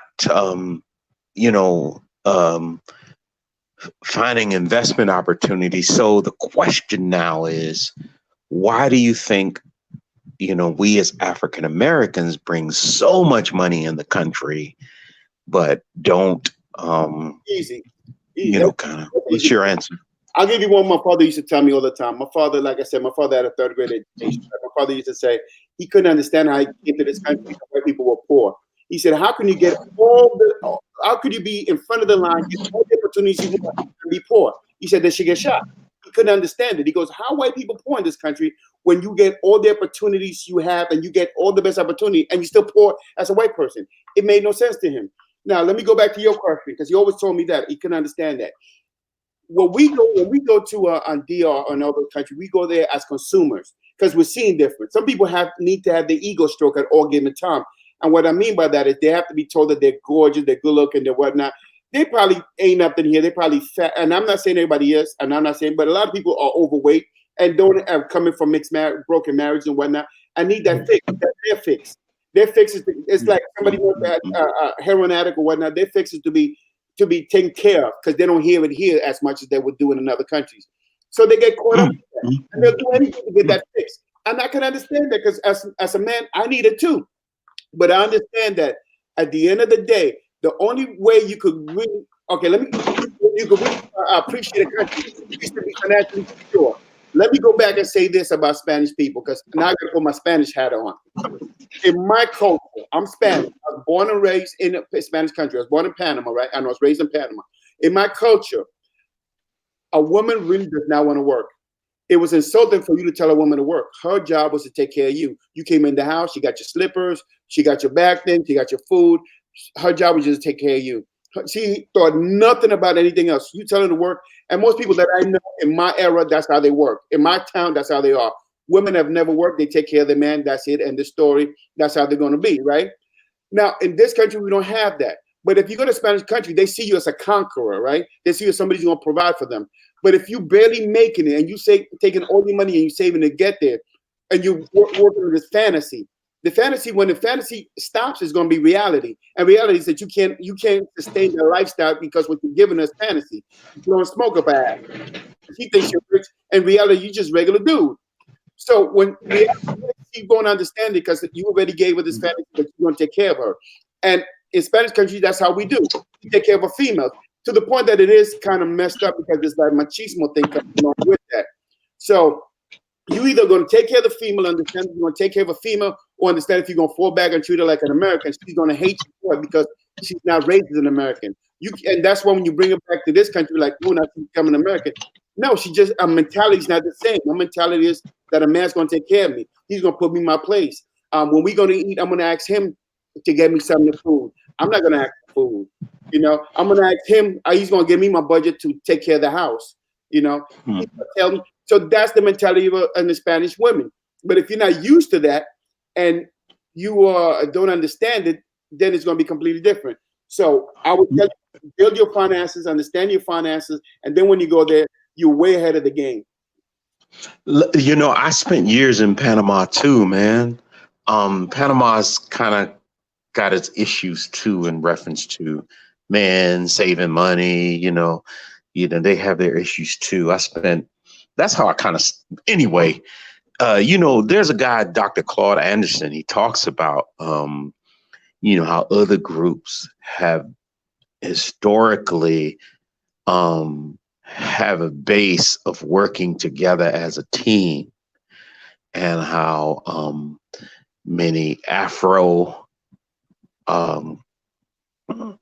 whether it's Latins, whether it's Panamanians, whether it's Dominicans, you know, don't have that history of working together. He talks a lot about teamwork. Yeah, and you win by having teamwork. And you know, and he was saying in reference to like African Americans, and he goes into it really deep. You know how like I've invested in a group,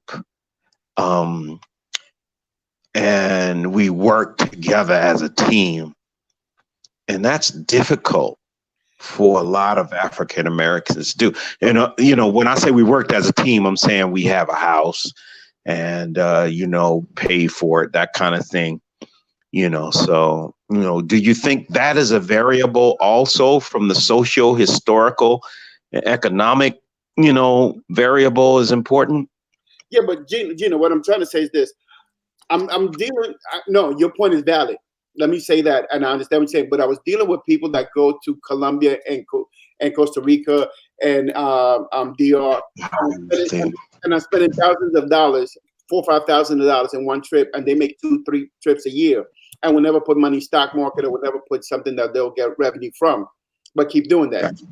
And that's what I mean, you could really, you know, just how you're talking, you could give a class. Think about that, man. You could give a class on that. Just how African Americans travel and don't invest in themselves. We and just money. We have to, for the simple fact that it's this though. I am learning, and this is just me. I'm learning this from African Americans. I haven't learned this from nobody else. I'm learning it from our people. Nobody else is showing me this. When you start looking at the people who have money when we're traveling, You see that African Americans that travel and have the money, they're showing me this trick. All I'm doing is looking at them going, you got a point. And every time I go out and I travel, I see more people that have more wealth. And I do see people that don't have no wealth and just spend the money, want to be just blindly spending money. But my thing is this. If you go up there, buy land, buy something. Don't go there with $5,000 and give it all to a female and you don't have nothing to show for it. Just a good time. If you buy the land, the females will come to you because they're attracted to power. They're attracted to money. They're attracted to wealth. They smell it. They will come. So if you have a house, you don't have to tell them anything. They will come. They will come. You know. Good point, man. Good point right there, bro. So please understand.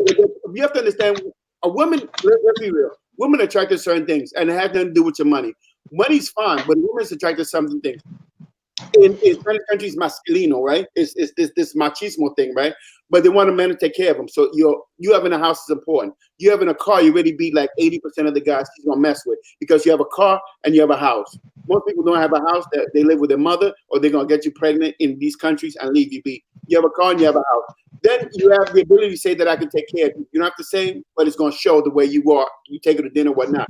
So therefore, you don't have to pay for no mangoes. The mangoes will be there for you to pick, and they'll be coming to you once you learn the language and whatnot. So it'll be much easier for you to deal with it, opposed to going there every single year and blowing out money for no reason and wanting to get the baddest girl. In reality, they don't give a damn about you because, like they say, it's not your it's not your girl, it's just your turn. But when you're there, it is your turn all the time because you set up the rules, you set up the parameters. So Right. the thing is, we have to empower. But just think about this now. Just think of the brothers that's listening. Think about this for a second. There are brothers who are traveling and have been traveling for years, and they have spent as much money to where they could have bought maybe a small house or a huge down payment on a small house where they live now. But their, addiction, or they, there's an old Spike movie. He said, "Don't let your dick run your life." You know what I'm saying? And so, but really, no, I'm being serious, man. And I don't want to offend nobody, man, but think about the brothers. If you that brother right now and you don't wasted $1,200, $1,600, and you should have, or 5,000, right?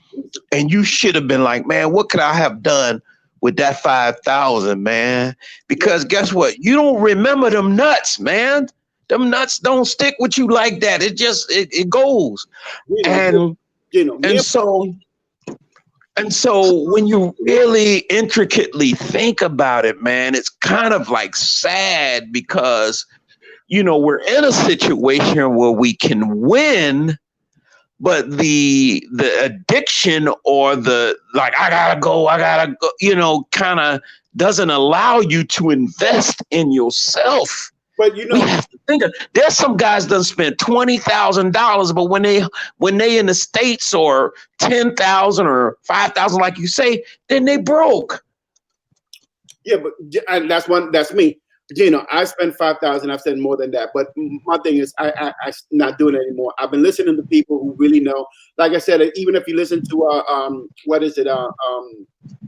Taylor Made, he does some stocks too. If you go to Gentlemen's Club, they do some. If you talk to a lot Black Man Travel, they do some. But once you start talking to people who in the know-how, somebody put in what stocks are really good. I'm finding out IBM. Yeah, what's a good stock to buy right now, fella? I heard IBM. I got to start doing my research on it, but I'm going to read IBM, AT&T, companies that give you dividends, that give you a higher rate of income coming in, dividend coming in. But you have to do your research. They're not up to me. So I'm gonna go just like you. I'm gonna start doing my research. I'm gonna start looking around because. And I'm just. What made you change your mind? And if you don't mind, you said you done spent too much money in the past, and I'm a firm believer of learning from other people's mistakes.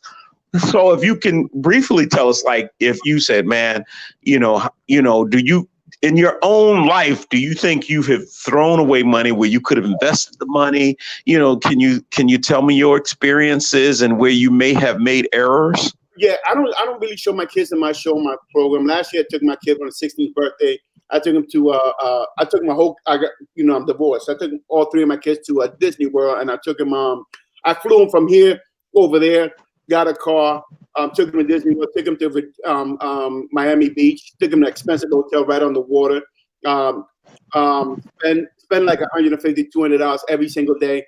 I mean, I think that trip cost me $6,000, $7,000, but I didn't care because it was my bonus from work. It was my company was closing. They gave me a big bonus. And I said, you know what? My kid doesn't have a bar mitzvah. He doesn't have C16. And as a father, I'm going to tell my son and I'm going to ball out with him. And I told him that this is the only year that you and your sister are going to be together, because after this year, I'm taking you by yourself and I'm taking you out of the country because you become a. But that probably wouldn't be considered an error. What I'm saying is, like, when you came over, on like a vacation, when you with your kids, that's kind of valuable there. You know what I'm saying? But when we were kind of talking about guys who come and they on vacation and they spend $7,000, $8,000, $6,000, $5,000, and that's kind of what you were talking about. No, because the money that I was throwing away. Because the next year after that, I went to Turk and Caicos with the family, and I spent another $6,000, $7,000. And I ain't trying to put my business out there, but I lived well. So I was throwing money away left and right that shouldn't have been thrown away. Then I went to DR with my boys. Then my boys, we're gonna go to DR. We're gonna go 3-4 G's. So we're gonna live it up. So I'm seeing myself throwing money away over and over to the point that I have no money, that I have all these bills when I come back, but I can make them up. So now I'm understanding that it was stupid of me to do that, because I would have been in a better financial situation if I would have taken that money and put it into stocks or dividends, or maybe open some for them. So it's my fault because nobody told me. I'm thinking I'm doing the right thing by taking my kids. But in reality, now I have nothing. So now I'm starting new. Thank God that I put the money in my 403k, I'm a 4, and I have money to save away. If not, I would be broke as hell. So once I'm noticing that, and I'm almost 50. So I only got 12 more years to put my money up. So now I got to play catch up. So now I got to get 2 jobs, stack 1 check to make up, at least try to get back up to where I should be. So I think it was a dumb move. I should have done, I think, a little bit smarter. But that's just me. That's my thing. Nobody taught me. Nobody showed me. Nobody said, hey, this is what you're supposed to do. Nobody grabbed my hand. I had to see for myself. I had to see people making it. Once I saw people that were rich and we're talking about real, market, and I started understanding it. And I'm like, oh, it makes more sense that if I have 10,000 in the bank, that's at a 0.3% or 0.2% or maybe 2%. I go to the market and I can make more money on this with IBM or AT&T giving me a 5% and just roll it, because there's some strong companies that are strong and they got a strong hold on their portfolio and a strong company. Nobody told me this, but now that I'm learning, I'm like, you know what? That's what I should have been doing. So I'm gonna play catch up. So this year I'm working. Man, I'm gonna work. Man, I'm excited for you, man, and I love your language right now, man. And not only that, man, you opened yourself up, and I'm thankful that there are brothers like you, because sometimes where I disconnect with maybe even brothers who are traveling and people who come here, and I find myself telling brothers, man, I ain't going out to them clubs, man. I'm not spending my money like that. And I try not to be like rude or whatever, because a lot of guys come here, man, they just like spending money and doing this stuff. And but man, I have to say this personally. I respect you very much for your mindset and saying, I'm learning, I'm growing, I'm changing. And, that's kind of what it's about, because, we all have to, I guess we all, need to improve and change. And I'm trying to do the same thing, man. So big ups to you, man. I appreciate your comment.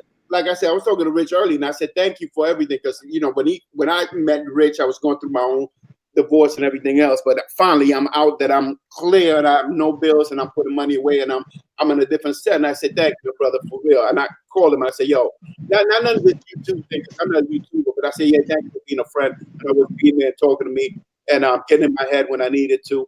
So, but that's what I'm saying right now, because I'm really not going to be doing this too much, because I'm going to start doing my 2 jobs and I'm going to move on, and you guys going to be where you're at. Oh, before I mean, T-Mac, I need to get in touch with you, man, because you're talking some good stuff, man. I just bought $50 worth of that stock, man. I got to get on it, too. Yeah. If I lose, I'm coming for you, T-Mac. ETF by law has to give 90% of the profit back to the people. So if you put, so ETF has to give 90% of the profit, and government stock has to give 100% of the profit back to the people. So if you buy government stocks, they have to give you 100% profit. They have to buy fiscally. So an ETF got to give you 90% of the profit. So you don't lose money on those. Those are solid stocks. And there's also government stock you can buy and stuff like that. So that's what he put just now, ETFs and government stock. Those are great things for you to put. Like I said, I'm learning this on the fly, but I'd love to talk to T-Mac. I'd love to talk to you and find out. And if you could talk to me on the side, I'd love to talk to these cats because I need to learn as much as I can, because this one I'm getting into now. Because my thing is, let's build this money. Because it's good to talk about girls, but let's talk about money first. Right. Because with the money, you can get the girls. Always chase the money, don't ever chase the cat. Hey, Rich, you know me. All of this has to do with females, because in my mind, and this is how I'm looking at it. In my mind, I see what's the name? Taylor made his house, and I said I should be able to afford something like that or bigger by myself in 7 years. Because in 7 years, I'm giving this up. I already put in my head that in 7 years I'm done. I'll be 55, I'm done, or I'll be 55, 56. I'm gone. So I'm gonna put all my eggs in one basket, and I say, look, I'm gonna get 2 jobs, put 1 check, and try to see how much money I can come up in 7 years, and see if I can just get out of the matrix, man. So my thing is, let's push. I'm gonna push it all in. I'm gonna put all my chips in one place. I'm gonna push it all in and try to go for gusto. Because at the end, all we want is to have a nice place right next to the beach, have enough income coming in that we don't have to worry about anything. Go and pick a couple of mangoes every now and then, enjoy yourself, and then be able to travel. And if I can get residual, and they have that 4%, I just found out about this 4% that you have to have $1.7 million, and 4% of that is $67,000 a year just off your interest, off your money. And I'm like, damn, you're living like that. So how can I get $1.7 million? Because I want $67,000 for no reason, just cruising money.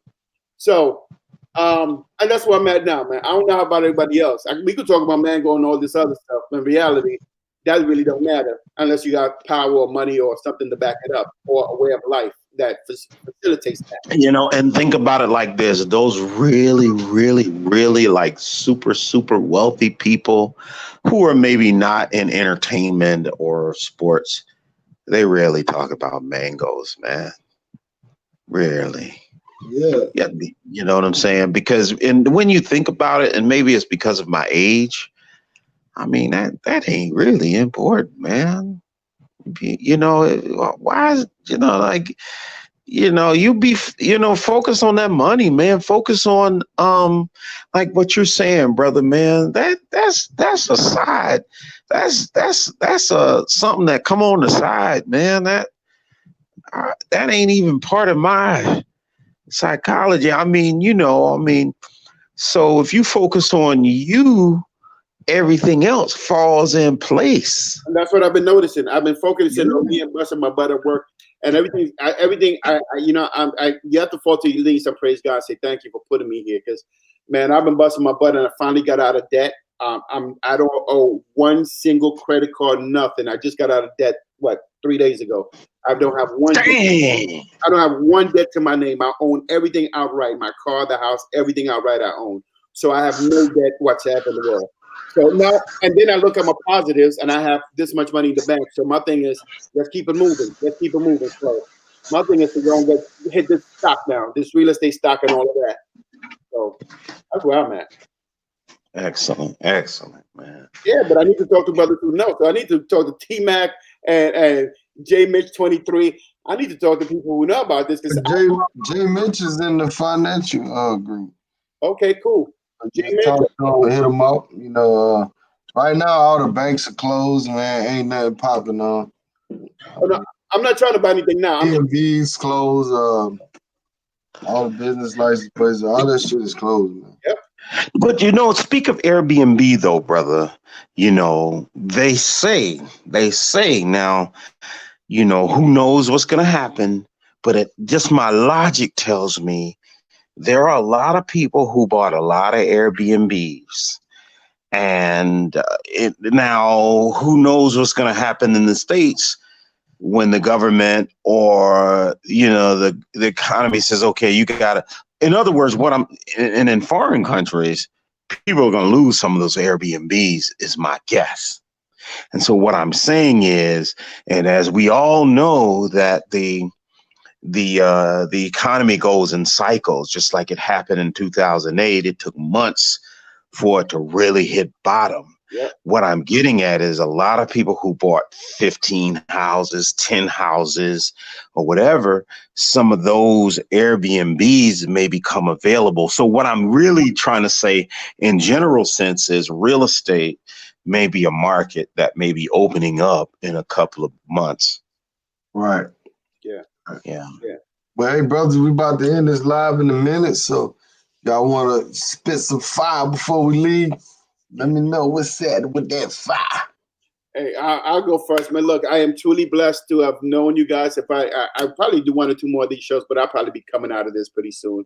Coming out of what? 1 or 2 more of these shows. I mean, interviews and whatnot, because I'm not a real YouTube guy, man. I'm about my money. I'm about my money right now. But if they open the airlines, you will see me in DR bullshitting, because I will be in DR, I will be in Colombia, we'll be there. But my thing is, like I said, we got to get this money thing, because white folks, when they retire 200,000, 300,000, 400,000, and when we retire, we barely got enough money to eat. We trying to move to Florida, to another state where we could stretch our money.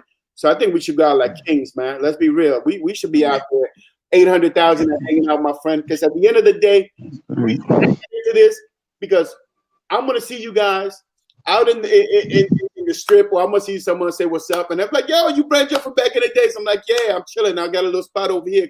Come and have a drink with me, man. And that's it for me. I'm done. Another 12 years, we're all gonna be. Well, I know I'm gonna be 60. So that's what I'm planning to do, and I'm out, man. Man, I'll say that, man, I really enjoy listening to you, man. I did not know you were from Panama. I got to get you on my show. We can talk about black people in Panama. A lot of people don't know about Cologne and different places, and hopefully I can get you on my show. But more importantly, I appreciate your mindset and I respect your mindset. You know, like you were saying, man, we can't focus on these mangoes and get money.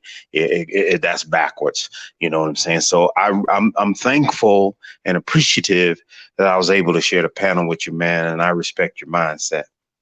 Thanks. Amen. I like what you did with this. I mean, I wish I would have got on that stock, but that's where I'm going. I'm going to Robinhood, because they don't charge anything for opening a single account and having as much shares as you want. So Robinhood, great place. I don't know nothing about them, but I know that they don't charge you for opening an account in Robinhood. I'm gonna send you the link to mine so I can get a little credit.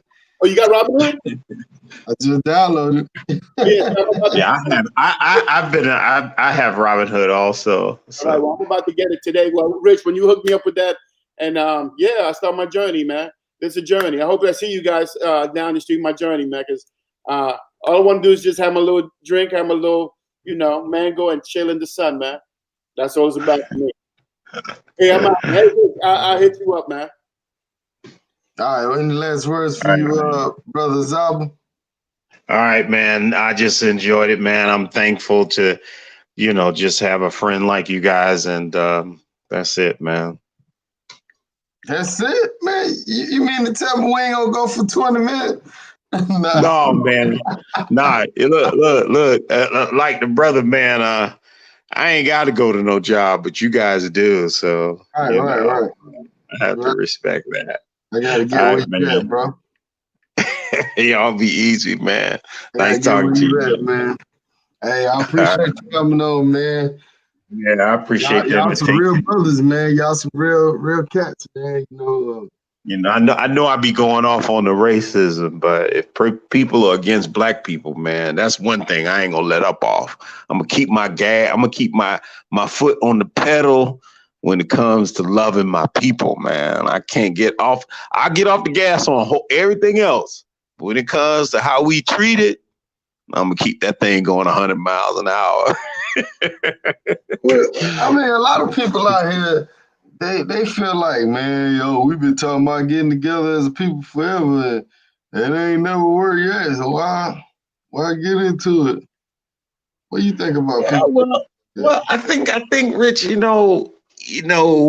One, people, somebody said something like, what has Farrakhan done for people? And he just, he does a lot of speeches. Books, conversations has changed billions of people's lives. And so, in order for change to happen, we have to speak it in our mind first. And sometimes speaking it and sharing it with other people, it begins to manifest. So talking and discussing issues is important. Anybody that doesn't really kind of understand that, kind of might not even be worth talking to, because they're so far behind the curve and they lack so much in just simple thinking. It isn't worth talking to them. Communication and talking about things is important. I mean, most of the things that have changed the world began in people's mind, and then they express that idea to another person. Talking is important. Having, people's lives have been saved by just having conversations, so that's my thought on it. Right. Yeah. And if somebody's coming into your space with that kind of negative energy, that's another reason not to talk to them. Right. Yeah, man. Well, I appreciate that, brother. We're gonna get back together, man. Y'all look for some shows this week. I'm trying to bring on 2 different females this week. Talk about different dating topics, So look forward to that, brothers. And when I bring these women on, man, be respectful, man. One of well, I'll let y'all see. But anyhow, man, peace out to the chat, man. Thanks for everybody joining. Make sure that y'all at least check on stocks. I mean, if you don't get something, at least check on it. I just bought me $50 worth of stocks tonight. We'll see what it do, man. But peace out to y'all.